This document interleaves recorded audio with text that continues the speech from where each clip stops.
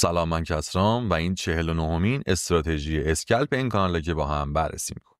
یکی از دو اندیکاتور این استراتژی از هوش مصنوعی استفاده میکنه، اسمش ماشین لرنینگ RSI هست که ورژن جدیدی از RSI و اندیکاتور دوم هم استوکاستیک هست. از اندیکاتور اول برای تشخیص روند استفاده میکنیم و از اندیکاتور دوم هم برای گرفتن سیگنال ها. بعد از اینکه هر دو اندیکاتور روی چارت اضافه شد، وارد بخش تنظیمات میشیم و این تغییرات رو اعمال میکنیم.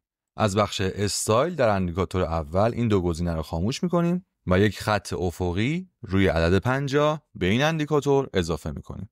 زمانی که RSI بالای خط 50 باشه، روند ما صعودیه و زمانی که پایین خط 50 باشه، روند ما نزولیه و فقط دنبال سیگنال های سل میگردیم.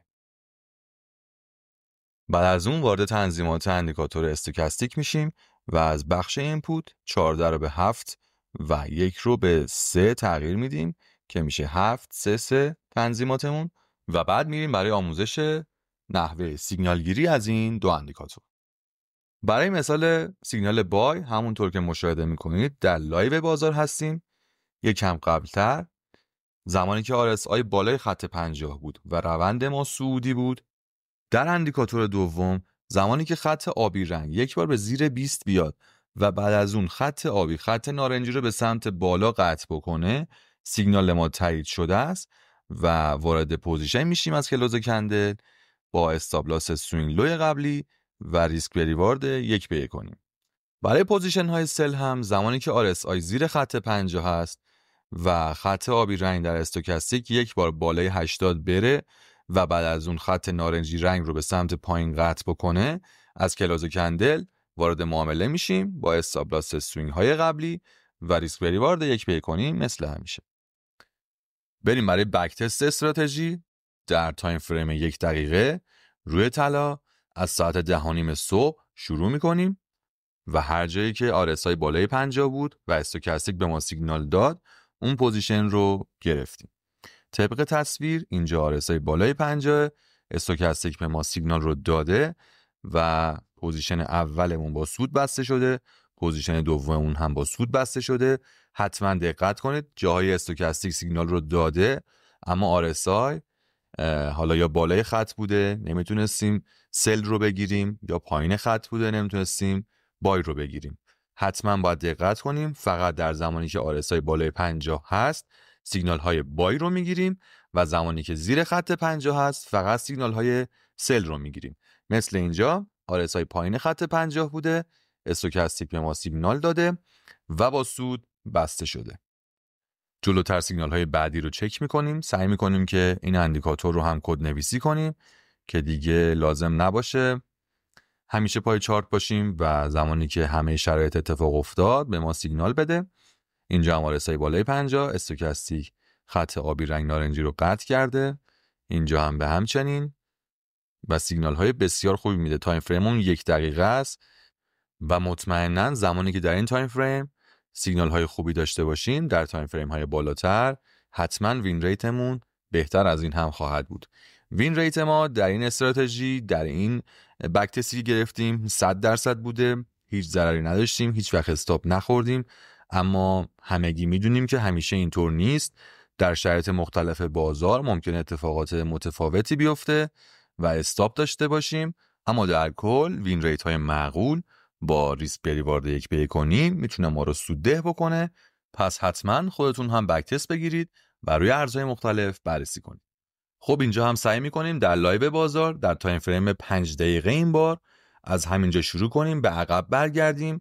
فقط در نظر داشته باشید که این معاملاتی که داریم انجام میدیم فقط برای آشنایی بیشتر با استراتژیه و ما در تمامی ساعات روز معاملات رو انجام نمیدیم.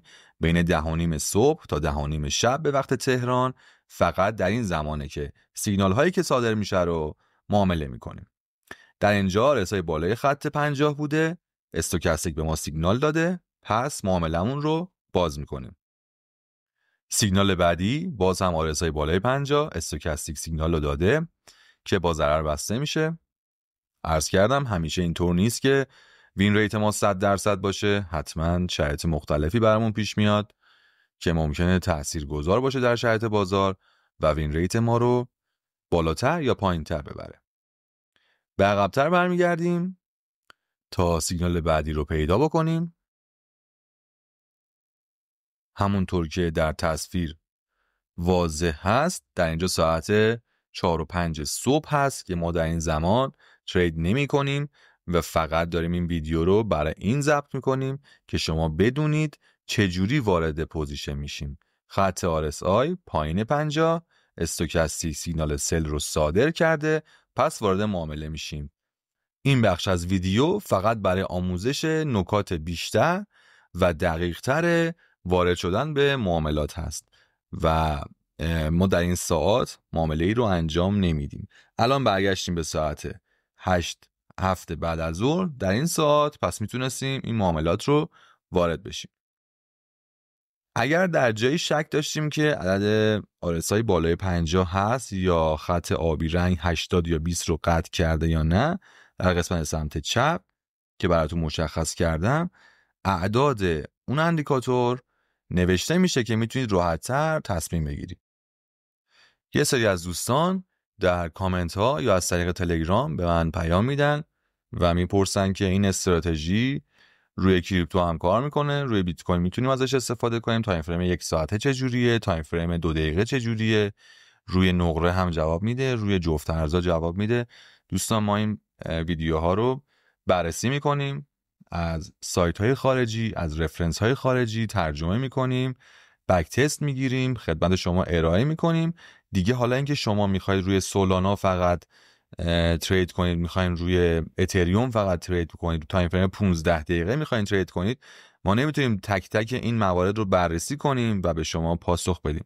پس بهتره شما خودتون این رو بررسی بکنید با توجه به اینکه تمامی مطالب جمع‌آوری شده و شما فقط کافیه 2 تا اندیکاتور رو به چارتتون اضافه بکنید و با توجه به آموزش با یه بررسی کلی میتونید نتیجه بگیرید که روی اون ارزی که شما میخواید استفاده بکنید کارایی داره یا نه و به بقیه دوستان هم بگید من روی این ارز تست کردم و جواب میده یا جواب نمیده، روی این تایم فریم بهتره.